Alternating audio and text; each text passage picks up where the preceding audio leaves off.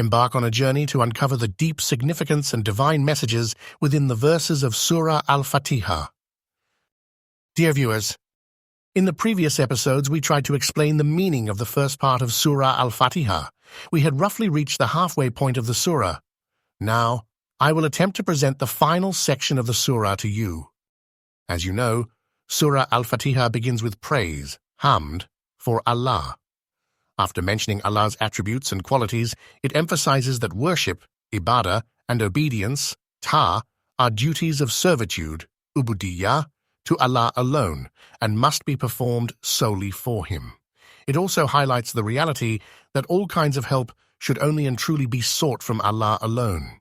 With this, the fundamental truth is established. Following this, the servant sincerely and wholeheartedly presents his plea to Allah, the Exalted. After acknowledging these truths, he naturally turns to Allah in supplication, tazaru, and invocation, niyaz. Addressing Him, he says, Ihdina as-Sirat al-Mustaqim. O Allah, guide us to the straight path. Show us the right way, keep us on the straight path, and enable us to use all the abilities and capabilities you have bestowed upon us for beneficial and righteous deeds that align with your pleasure. O Allah, guide us. The word Hidayah means to guide, to direct, to lead toward a specific destination.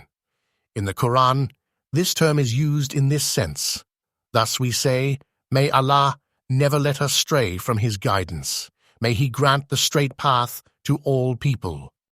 Indeed, sometimes people misuse the abilities Allah has granted them by using them in evil ways.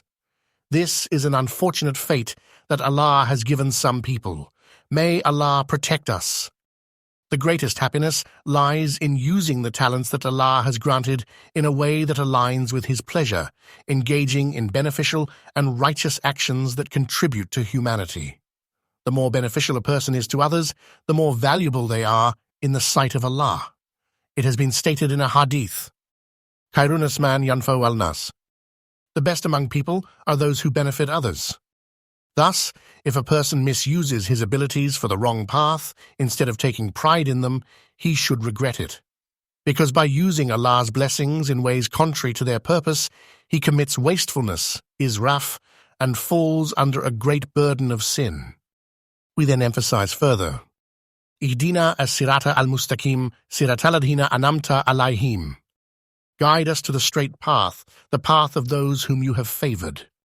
When we speak of a path, it must be understood in a concrete and tangible way. In other words, a path should be something observable, an example that people can look up to, that is, a visible and clear model. Thus we ask, O Lord, place us on such a path, engage us in such work, and grant us to serve in such a way that this path is the path of your righteous and blessed servants upon whom you have bestowed your grace. We are asking for the path of those who have received Allah's blessings, and a believer, with full clarity, sincerity, and devotion, presents this request to Allah. The acceptance of prayers, dua, depends on sincerity and purity of heart. A believer should supplicate to Allah from the depths of his heart with faith and submission. And in return, Allah will grant his requests purely out of His mercy, without expecting anything in return. We then continue. Khayri al-Maghdubi alayhim wala dalin. Not the path of those who have incurred your wrath, nor of those who have gone astray. O Allah, do not let us be among those who have earned your anger, those who deserve your punishment, and those who have fallen into deviation. Do not make us among those who misuse their knowledge, reason, and abilities, whether for themselves or to mislead others, and thus become a means of deviation and misguidance among people. O Allah, do not let us stray from the right path, do not let us fall into misguidance, dalala, and do not let us become subject to your anger. How beautiful is this prayer! If a believer understands the meaning of Surah Al-Fatiha in this comprehensive and deep manner and recites it with such awareness before Allah, he will in the end say Ameen with full submission, bowing before Allah and seeking His acceptance of his prayers. And such a prayer will never go unanswered. For a believer, this is a great spiritual strength, a powerful moral support, and a guarantee of spirituality. With this, a believer gains a profound sense of inner peace, resilience, and determination. He will not be discouraged by difficulties, trials, or tribulations in life. He will never lose hope, nor will he panic in the face of adversity. This is of immense importance for humankind. Human beings are psychological beings. Although they have biological attributes, their psychological characteristics are far more dominant.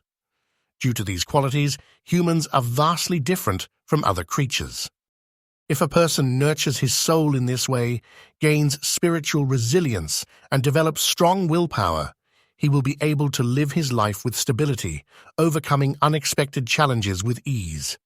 He will always rise above failures and look forward to new successes. Because human beings do not know how long they will live in this world. Only Allah knows. Therefore, a person must always be prepared for life, act as though they will live forever, and utilize the blessings Allah has granted in the best and most righteous way. Islam teaches that life and death were created so that human beings may strive for the best and the most perfect. No human being is in this world for no reason. To achieve the best in this life, a person must have great willpower, strong resilience, and an unshakable spiritual foundation.